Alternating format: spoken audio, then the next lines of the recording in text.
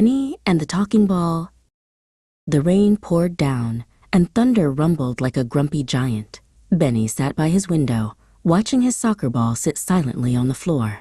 "I wish I had someone to play with," he sighed. Suddenly, a huge flash of lightning lit up the room, followed by a loud boom! The soccer ball bounced once, twice, and then wobbled to a stop. "Wowza," said a little voice. "That was some wake-up call." Benny leaped back, his eyes as wide as dinner plates. You can talk," Benny stammered. "Of course I can talk. The name's Boingo," said the ball. "That lightning bolt must have knocked the chatter right into me. Now, are we going to sit here all day, or are we going to practice?" They ran outside between raindrops. "Okay, rookie," Boingo chirped. "First lesson, no fear, no frowns.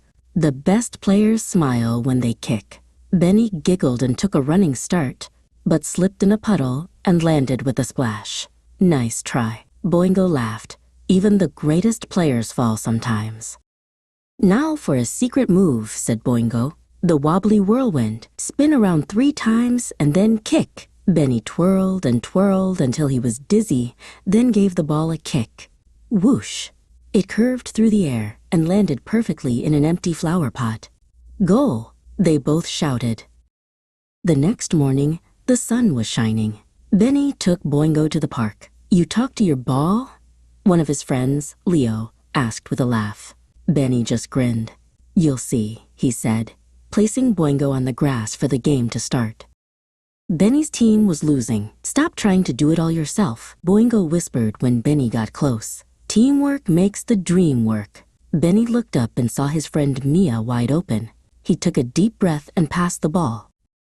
Mia trapped the ball perfectly. She dribbled once and then kicked with all her might. The ball sailed through the air, right into the top corner of the net.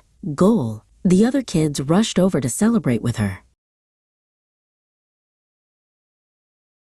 The kids lifted Benny and Mia onto their shoulders, cheering. "That was an amazing pass, Benny," said Mia. "And that was an amazing shot," Benny replied, beaming. It was the best game he had ever played.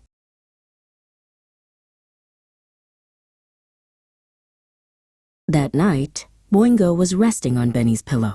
"You were the hero today, Benny," Boingo said softly. "Not me." The next morning, Boingo was quiet again, just a regular soccer ball. But Benny knew the magic wasn't gone. It was inside him now. He picked up the ball and smiled. "Ready to play,"